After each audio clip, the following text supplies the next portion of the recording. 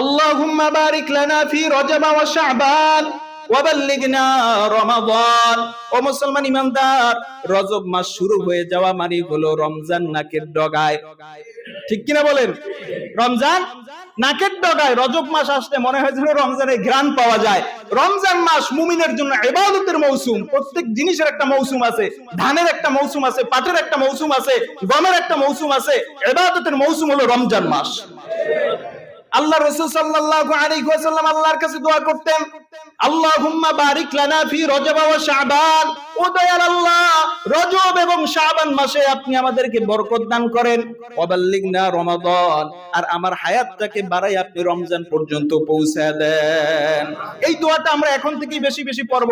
বলেন আমার সাথে, আল্লাহুম্মা বারিক লানা ফি রজব ওয়া শাবান ওয়া বাল্লিগনা রমাদান। মুহাব্বতের সাথে সবাই পড়েন, আল্লাহুম্মা বারিক লানা ফি রজব ওয়া শাবান ওয়া বাল্লিগনা রমাদান। আল্লাহ গো, রজব মাস শুরু হয়ে গেছে, শাবান মাস আসতেছে, আর মাত্র 2 মাস বাকি আছে রমজানের।